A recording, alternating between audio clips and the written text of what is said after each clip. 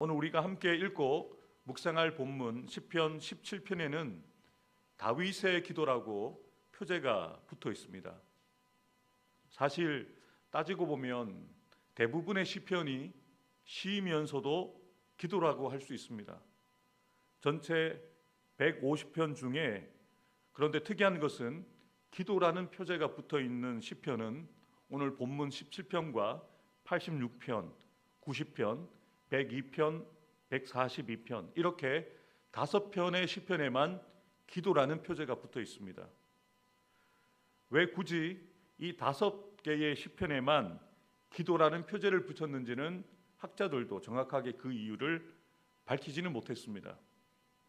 그런데 분명한 사실은 오늘 살펴볼 시편 17편과 나머지 4개의 시편에 또 다윗의 시라고 이렇게 굳이 표기했던 이유가 분명히 있을 것입니다. 우리가 다윗의 기도로 구분되어진 오늘 본문 시편 17편의 말씀에 우리가 관심을 가지고 또 며칠 동안 나누어서 저와 여러분들이 깊이 상고하고 묵상하는 이유가 무엇이겠습니까? 이 시편이, 이 기도가 다른 사람이 아니라 하나님의 마음에 합한 다윗이 드린 시편이고 기도이기 때문이죠. 그래서 우리는 하나님의 마음을 알아 하나님의 마음에 맞는 기도를 드린 이 다윗의 기도를 살펴보면서 우리도 다윗처럼 하나님께서 응답하시는 그 기도가 어떤 기도인지를 함께 살펴보고자 합니다. 이 다윗의 기도에 대해서 살펴보기 전에 2가지의 질문을 여러분들에게 드리겠습니다. 다윗이 어떻게 하나님의 마음에 합한 사람이 될 수 있었을까요? 다윗이 어떻게 하나님의 마음에 맞는 사람, 하나님의 마음에 드는 사람이 될 수 있었을까? 질문을 던져봅니다. 너무나도 식상한 질문인데요, 그 정답도 너무나도 분명합니다. 다윗은 그 누구보다 하나님의 마음을 잘 알고 있었기 때문에 하나님의 마음과 뜻에 자신을 맞추어 갈 수 있었던 것이죠. 너무 당연한 이야기죠. 계속해서 2번째 질문입니다. 그렇다면 다윗은 어떻게 하나님의 마음을 알 수 있었을까? 이 질문의 정답도 저와 여러분들이 이미 알고 있는 내용입니다. 하나님의 마음에 합한 다윗은 먼저 하나님의 뜻과 마음을 분명하게 기록해 놓은 성경 말씀을 통해서 하나님의 마음과 뜻을 알 수 있었던 것이죠. 또한 하나님의 마음에 합한 다윗은 하나님께 늘 언제나 어떠한 상황 속에서도 항상 기도함을 통해서 하나님의 음성을 분명히 들었고 그 뜻을 분별하였기에 자신을 향한, 살고 있는 시대를 향한 하나님의 마음과 뜻을 정확히 아는 자가 될 수 있었던 것입니다. 하나님의 말씀과 기도에 집중했던 다윗이었기에 자신에게 말씀하시는 하나님의 음성을 들을 수 있었고 자신을 향하여 품고 계시는 하나님의 마음을 정확하게 알 수 있었던 것이죠. 위대한 설교자라고 알려진 영국의 찰스 스펄전 목사님은 시편 17편을 강의하면서 이런 이야기를 하셨습니다. 만일 다윗이 기도하는 사람이 아니었다면 하나님의 마음에 합한 사람이 될 수 없었을 것이다. 그는 하나님을 향해 항상 간구하는 기도의 사람이었다. 사랑하는 새벽기도자 여러분, 우리가 하나님의 뜻에 맞게 살아가는 신실한 믿음의 사람이 되기 위해서는 기도하는 사람이 되어야 합니다. 제가 어저께 새벽기도를 준비하면서 이런 생각을 했어요. 사실 이 추운 날에 이 새벽에 주의 전에 나와 기도하는 여러분들은 기도하기 위해 나오셨기 때문에 기도해야 됩니다라는 메시지를 여러분들에게 굳이 해야 될 필요가 없다라는 생각을 했어요. 사실은 해야 되죠. 그런데 기도해야 한다는 이야기를 들어야 되는 분들은 이 자리에 안 계신 분들이에요. 그들이 기도를 해야 되는 상황에 있고 또 우리보다 더 기도 제목들이 더 많은 분들이 계시는데 안타까운 것은 기도해야 된다는 메시지를 기도하지 않는 분들이 못 듣고 계시다는 거고 기도해야 된다는 메시지를 기도하는 사람들이 더 듣고 있다는 거예요. 이것이 은혜입니다. 들을 수 있는 사람들이 더 듣는 거죠.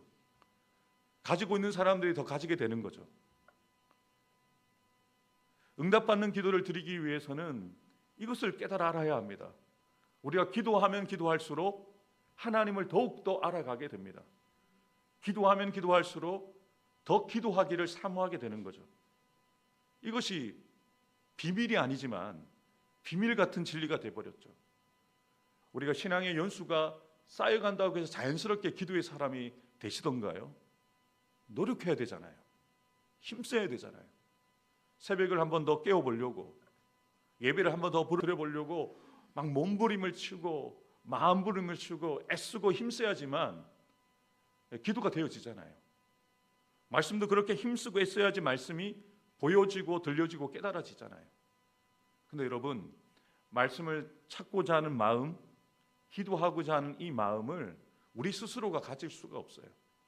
하나님께서 이 마음을 우리에게 부어주시기에 가능한 것이죠.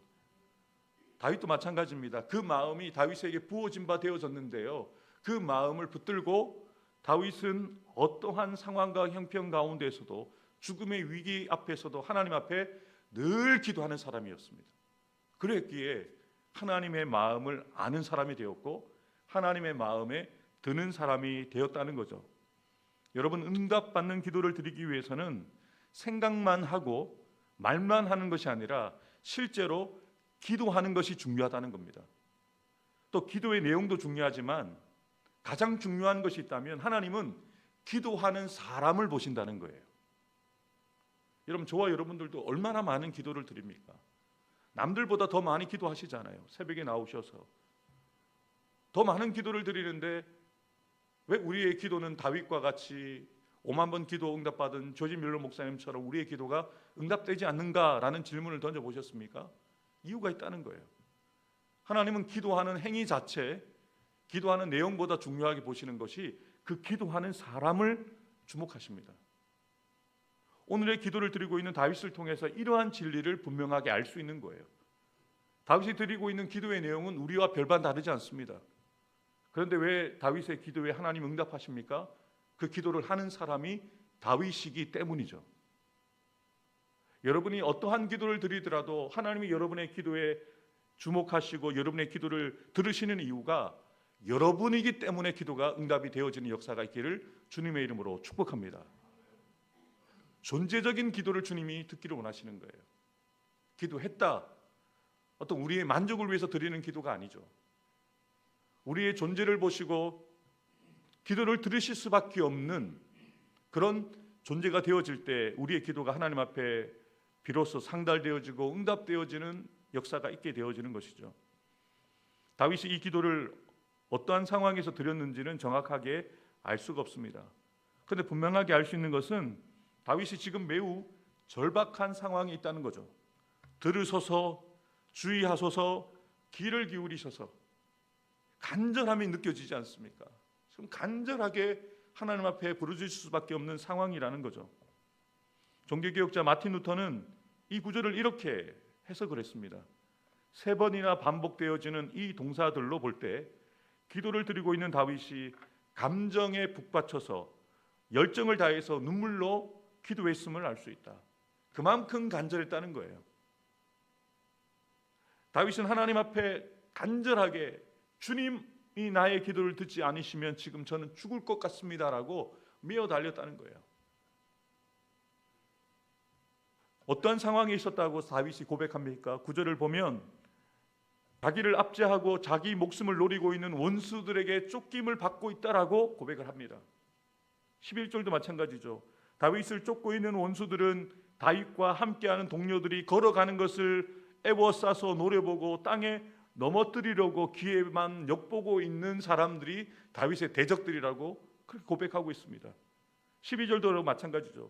다윗은 자신을 죽이고자 쫓고 있는 원수들을 움킨 것을 찢고 은밀한 곳에 엎드려 사냥감을 노리는 젊은 사자와 같다라고 고백하면서 자신이 이렇게 절체절명의 위기 가운데 있다라고 아주 자신의 상황을 분명하게 고백하고 있는 것이죠.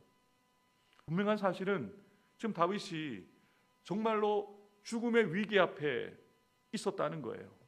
수많은 대적들에게 둘러싸여 있어서 사면초가의 위기, 절체절명의 위기에 놓여 있었다는 것을 분명하게 알 수가 있습니다. 몸도 불편하지만 마음도 평안하지 않았던, 편히 쉴 수 없었던 그 상황 가운데 다윗이 어떠한 마음이 들었을까요?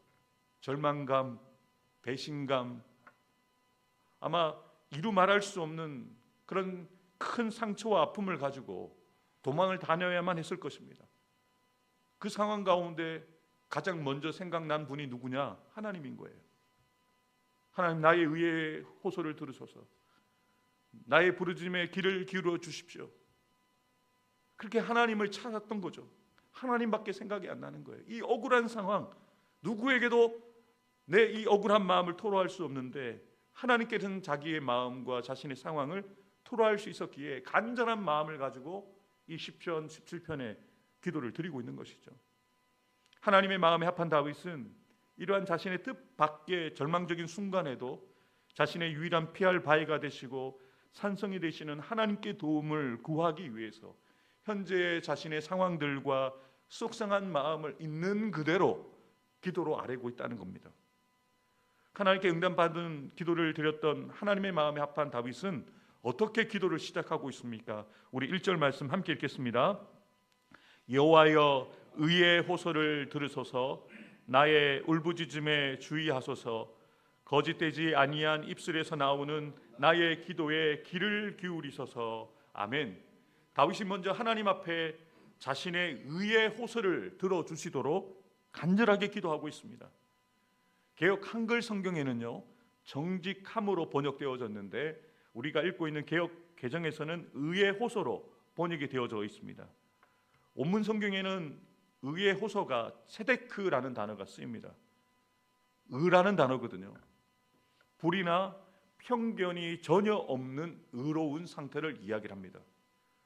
구체적으로 말씀드리면 재판관의 판단 기준인 공의를 나타내기도 하고 사람의 무죄함과 의로움을 나타내며 하나님의 통치 질서 가운데 하나인 정의를 의미를 합니다. 근데 본문에서는 두 번째 의미로 사용되었다는 거죠. 사울 왕의 집요하고 끈질긴 추격을 받는 상황 속에서도 다윗이 하나님께 부르짖어 간절히 호소하고 있는 바는 자기 자신에게 사울에게 그렇게 쫓김을 당할 만한 불의한 일을 행하지 않았다는 것을 하나님께 호소하고 있다는 거예요. 하나님은 아시잖아요, 저의 억울함을. 저에게 불의함이 없다는 것을 하나님 아시잖아요 라고 하나님 앞에 토로하고 있는 것이죠. 그러면서 하나님의 공의로우심에 근거해서 그분이 자신을 공격하는 불의한 세력으로부터 무고히 핍박을 당하고 있는 자신을 구원해 주실 것이라는 확신을 가지고 이렇게 기도를 드리고 있다는 것이죠. 사실은 정확하게 따지고 보면 기도의 응답은 기도하는 사람에게 있지 않습니다. 기도를 들으시는 하나님의 전적인 은혜로 기도가 응답되어지는 것이죠. 왜냐하면 하나님께서 기도의 응답에 대해서 일방적으로 약속하셨잖아요. 구하라, 주실 것이요. 찾으라, 찾을 것이요. 문을 두드리라, 그리하면 문이 열릴 것이다. 응답을 이미 약속하셨어요. 우리는 그냥 구하는 행위를 하고 구하는 노력을 하는 그것을 보시고 들으시는 게 아니에요. 들으시겠다고 약속을 하시는 거예요. 구하기만 하면, 찾기만 하면, 문을 두드리기만 하면 나는 너희들에게 응답할 준비를 하고 있다라고 이미 약속하셨거든요. 그런데 여러분, 우리가 한 가지 놓치지 말아야 될 사실이 있습니다. 오늘은 이것을 여러분에게 강조드리고 싶었어요. 우리는 은혜만을 너무 좋아합니다. 그런데 하나님은 은혜와 공의가 함께 있는 분입니다. 공의가 무엇입니까? 죄와 타협할 수 없는 거예요. 거룩함을 이야기하는 거죠. 우리가 은혜만을 생각하면서 놓치기 쉬운 하나님의 성품이 바로 공의입니다. 하나님이 보시기에 정직하고 의롭다는 확신이 있다면 하나님 앞에 우리가 더 담대하게 기도할 수 있다는 거예요. 그래서 여러분이 기도할 때 예배 드리기 전에 먼저 드려야 될 기도는 회개의 기도입니다. 하나님 앞에 우리가 죄를 품고는 다른 이들에 대한 원망과 미움의 마음, 하나님이 싫어하시는 마음을 품고는 우리의 예배를 받지 않으시거든요. 우리의 기도를 듣지 않으시거든요. 무조건 하나님이 다 용서해 주실 것이라는 은혜만 생각하시면 안 됩니다. 잘못은 잘못했다라고 하나님 앞에 시인하고 용서를 구해야 합니다. 그리고 떳떳하게 주님 앞에 나갈 수 있어야 된다는 것을 다윗은 분명하게 그것을 알려주고 있는 것이죠. 예수님을 가장 사랑했고 예수님께 가장 사랑을 많이 받았던 사도 요한도 이에 대해서 분명하게 알려줍니다. 사랑하는 자들아, 만일 우리 마음이 우리를 책망할 것이 없으면 하나님 앞에서 담대함을 얻고 무엇이든지 구하는 바를 그에게서 받나니 이는 우리가 그의 계명을 지키고 그 앞에서 기뻐하시는 것을 행함이라. 우리도 다윗처럼 하나님이 보시기에 거룩한 삶, 하나님의 계명, 곧 말씀을 따라 하나님이 기뻐하시는 삶을 살아감을 전제가 되어질 때 우리가 그러한 삶 가운데 기도하는 우리의 기도를 하나님께서 우리의 기도를 들으신다는 거죠. 이것을 다윗은 분명하게 알고 있는 거예요. 그래서 의의 호소라는 표현을 쓰고 있는 거예요. 제가 하나님 앞에 떳떳하게 온전한 의인이라고 말하는 게 아닙니다. 사울에게 쫓김을 당할 만큼 자신이 잘못한 것이 없다는 것을 하나님께서는 분명히 알고 계시기에 그렇게 떳떳하게 하나님 앞에 자신의 억울한 상황을 이야기할 수가 있었던 것이거든요. 하나님께 응답받는 기도를 드렸던 하나님의 마음에 합한 다윗은 어떻게 계속해서 기도를 드리고 있습니까? 6절 말씀 함께 읽겠습니다.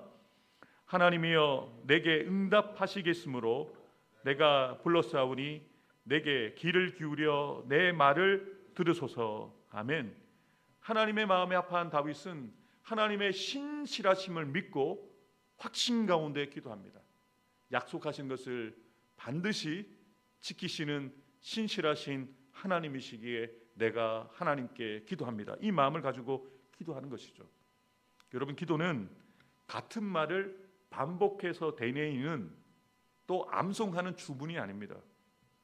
하나님께 드리는 기도는 반드시 이 기도를 들으실 것이라는 믿음이 있어야 됩니다. 믿고 드리는 고백이고 기도는 하나님과의 인격적인 대화라는 것이죠. 그래서 히브리서 기자는 무엇이라고 이야기합니까? 믿음이 없이는 하나님을 기쁘시게 할 수 없다. 하나님께 나아가는 자는 반드시 그가 계신 것과 그가 자기를 찾는 자들에게 상 주시는 이심을 반드시 믿어야 한다. 믿음으로 기도하셔야 돼요. 의심이라는 두 마음을 품고 기도하시면 안 됩니다. 나의 기도를 하나님이 들으실 것이다.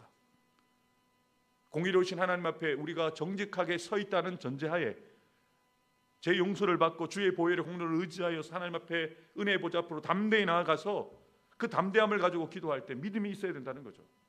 예수님도 분명하게 말씀하십니다. 그러므로 내가 너희에게 말하노니 무엇이든지 기도하고 구하는 것은 받은 줄로 믿으라. 기도하고 구할 때 우리가 있어야 되는 것은 믿음이라는 거예요. 나 이 기도를 이미 들으실 것이다. 주님 무엇이라고 말씀하십니까? 믿으면 그 기도대로 될 것이다. 간절히 바라고 소망하고 여러분을 축복하는 것은 여러분이 기도하실 때마다 여러분이 드리는 기도가 그대로 되어지기를 주님의 이름으로 축복합니다. 다윗은 이 믿음 가지고 두려운 상황 속에서도 담대하게 하나님의 보좌 앞으로 나아가서 기도하고 있다는 것이죠. 반드시 응답되어질 것을 믿고 확신 가운데, 불확실한 현실 가운데서도 가장 확실하신 하나님을 바라보면서 기도하고 있는 것이죠. 그러면서 무엇이라고 다윗이 이 기도의 마지막에 고백합니까? 나는 의로운 중에 주의 얼굴을 배우리니 주의 형상으로 내가 만족하겠습니다. 사랑하는 성도 여러분, 어떤 사람들이 주님의 얼굴을 뵐 수 있을까요? 어떤 사람들이 주님의 기도에 응답을 받을 수 있을까요? 의로운 중에 기도하는 사람, 의로운 중에 하나님 앞에 나아가는 사람이 하나님의 얼굴을 뵐 수 있다는 거죠. 예수님께서 분명하게 이렇게 말씀하십니다. 마음이 청결한 자는 하나님을 보게 될 것이다. 먼저 우리가 점검해야 될 것은 우리가 기도를 얼만큼 하고 있느냐, 우리가 어떤 내용으로 기도하고 있느냐가 먼저가 아닙니다. 기도하는 내가 하나님 앞에 바로 서 있는가를 점검해 보아야 합니다. 다윗과 같이 하나님 앞에 신실하고 진실하고 거룩함으로 서 있을 때에 우리의 기도가 비로소 하나님 앞에 들려지는 거죠. 우리가 의로운 중에 하나님 앞에 나아갈 때에 주님의 얼굴을 우리가 보게 되어지는 복을 누리게 되어지는 것이죠. 오늘 이 새벽에 주신 말씀을 따라서 이렇게 기도하기 원합니다. 다윗과 같이 하나님 앞에서 신실하고 진실하며 거룩하기 원합니다. 하나님 앞에 기도할 때에 주께서 나의 기도를 들으심을 확신하며 담대하게 기도하게 하옵소서라고 기도하는 저와 여러분들 되기를 주님의 이름으로 축복합니다. 기도하겠습니다.